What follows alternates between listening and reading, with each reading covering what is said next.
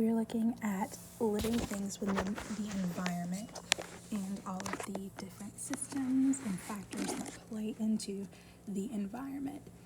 So make sure your paper looks like mine. First, we're going to look at an organism. An organism is just basically a living thing.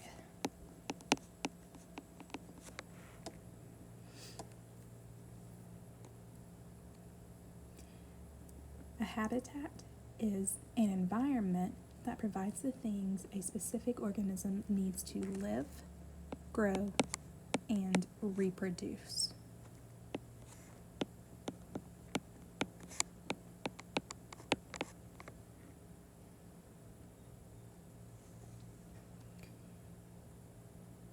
Last week or week before, we had biotic and abiotic factors mentioned on our homework. So looking at these, a biotic factor, I'm going to underline the word bio to show that we're talking about something living. Biotic factor, parts of a habitat that are living or were once living, in which interact with an organism. An abiotic factor is the non-living part of an organism's habitat. Okay, so we notice that bio, and biotic means living. If we see the A in front of something, a lot of times it means the opposite or not. Okay, so not living for abiotic.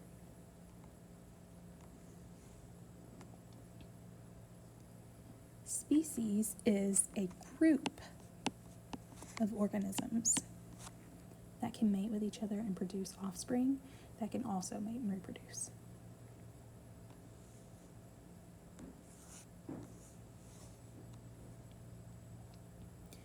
Population is all the members of one species living in a particular area.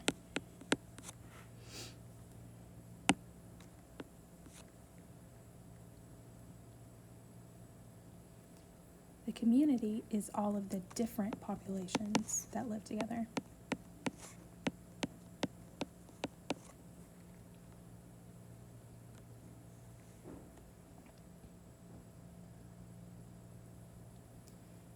An ecosystem is the community of organisms that live in a particular area along with their non-living environment.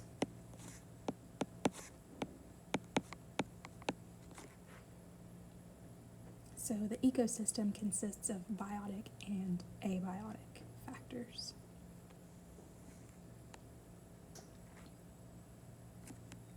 Ecology is the study of how organisms interact with each other and with their environment.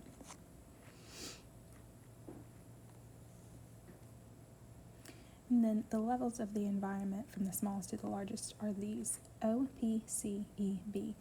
And that is organism,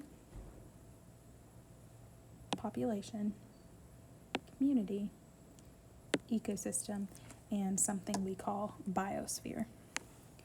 Basically, it's going to look something like this. Organism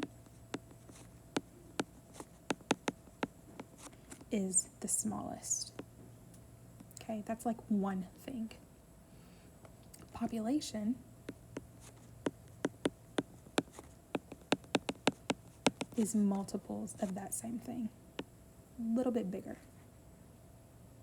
Okay, then our community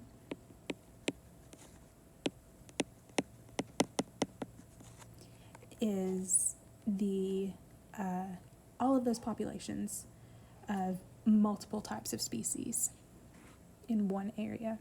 That's even larger. Then our ecosystem, where we have all of these things. We have our organisms and their populations mixed with the community, plus the abiotic factors as well. So when I'm saying abiotic, I'm talking about the non-living things that make up something, and it has to be natural. It cannot be man-made. So water, oxygen, soil, sunlight. Okay. And then last we would have the biosphere, which is basically all the things. Okay.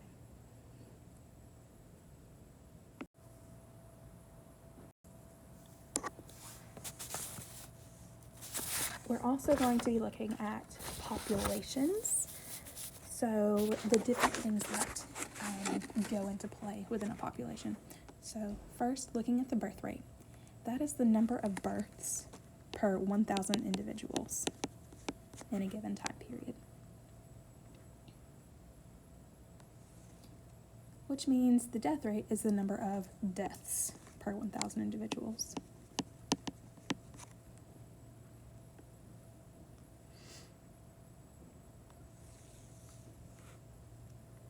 Notice we have two words here. They sound the same, but it's spelled differently. Immigration. Okay, immigration with an I is when you move into a population. Okay, so it starts with an I, so does the word into. The word immigration with an E means moving out of a population. I always think immigration with an E, exit.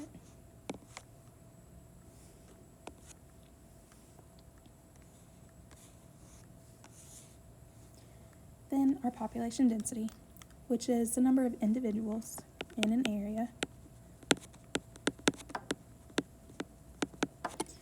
of a specific size. So how many are in that one specific area?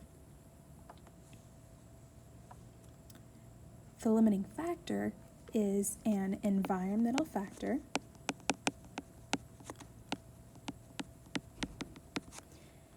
that causes a population to stop growing or decreases in size. So the things that keep a population from getting larger, those could be things like the weather.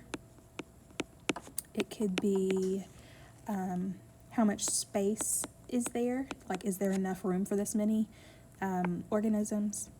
Is there enough food or water? If there's not, that means the population cannot grow. And then carrying capacity. That is the largest population that an area can support. Capacity means no more room, okay? So carrying capacity is the largest population.